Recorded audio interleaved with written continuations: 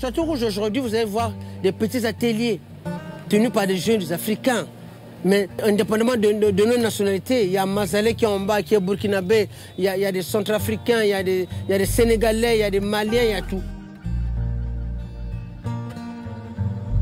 Je suis installé dans le 18e, beaucoup connaissent par le nom Château Rouge, Goutte d'Or.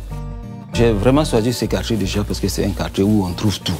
C'est vraiment un quartier qui brasse un peu tout, toutes les nationalités, toutes les communautés se retrouvent. Il y a beaucoup de couturiers qu'on ne voit peut-être pas dans des petites rues, partout dans toutes les ruelles, on trouve des ateliers de couture.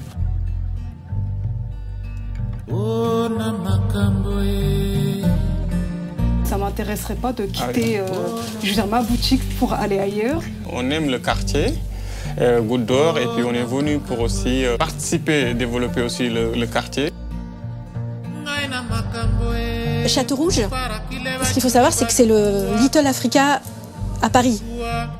Pour nous, c'était tout à fait normal d'avoir un bureau ici, d'avoir une boutique dans ce quartier.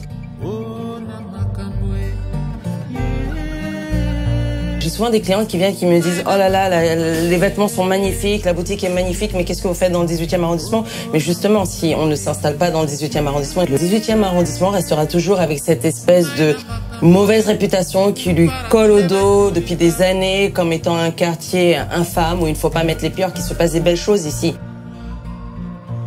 Ça se passe bien pour Lamine dans le 18e. Il est bien ici ou il a envie d'aller dans le quartier chic? Peu importe, là où tu peux, ça peut être chic, ça dépend de toi-même. Les Africains, on a réussi à ramener un savoir-faire qui hier n'était pas visible sur la place de Paris. J'ai travaillé dans d'autres quartiers précédemment, mais c'est vrai que là, il y a une proximité, une rapidité aussi dans les échanges. Et c'est vrai que ce qui est intéressant, c'est qu'on a vraiment une vue d'ensemble sur ce qui se passe. C'est-à-dire qu'il y a un créateur qui vient avec sa demande. C'est le début de l'histoire et on voit toute l'histoire. Aller vers l'autre, communiquer avec l'autre, apprendre avec l'autre, c'est la meilleure façon d'exister. C'est pour ça que nous sommes retrouvés là avec notre collègue. Chacun a une spécialité, chacun aussi, bon, comme nous tous nous venons de l'Afrique. Souvent, quand on apprend les métiers de la couture, souvent on se retrouve dans plusieurs domaines. Donc chacun de nous a bénéficié de tout ça. Le but, c'est de rassembler tous les professionnels du quartier qui visent à développer des activités textiles, mode, design à la Goutte d'Or. Je me suis dit qu'un jour, il y a des bonnes choses à faire ici.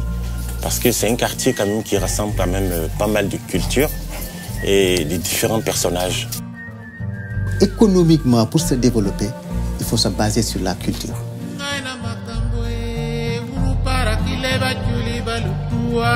Ce que je trouve puissant à Château Rouge, c'est qu'on est à Paris, Paris qui est la capitale de la mode, mais aussi une capitale où finalement, en tout cas même en France, où les savoir-faire, le métier de la couture disparaît petit à petit. Et ce qui est puissant ici, c'est de voir en fait que l'immigration africaine permet de faire revenir ce savoir-faire. Le savoir-faire africain aussi aujourd'hui ne peut pas seulement se nourrir de l'Afrique. Il a besoin du savoir-faire et de l'organisation de l'Europe. L'idée, c'est vraiment d'être dans un commerce qui soit équitable. Et aussi mettre un pont en parallèle, une passerelle avec l'Afrique. Et de faire travailler des petites mains et surtout mettre en lumière les tissus 100% made in Africa, les tissus traditionnels qui étaient portés par les aïeux. Depuis une dizaine d'années, j'essaie de faire connaître la matière, ses origines, comment c'est tissé, comment c'est fait. Je me rends régulièrement au Burkina et je vais jusque dans les villages. J'ai des cousines, des tantes aussi qui font ça, qui font le tissage. On peut travailler n'importe quel type de tissu que tu ramènes, on peut coudre ça. Que ça soit pagne africain, pagne européen, tissu perlage, tout. On court un habit pour toi, tu le portes et puis ça va être nickel. Avec tous les talents du monde qu'on a aujourd'hui, si on n'est pas connu, on ne fait rien. On n'a pas encore réussi à fédérer, à créer en tout cas un événement qui permette à chacun de pouvoir justement mettre en avant son travail et j'espère que ce sera le cas prochainement. bientôt, il y aura la Fashion Week à Châteaurouge. Et ça, ce serait vraiment quelque chose vraiment de bien pour pas mal de créateurs qui sont à Châteaurouge, qui sont vraiment des couturiers qui veulent se faire connaître.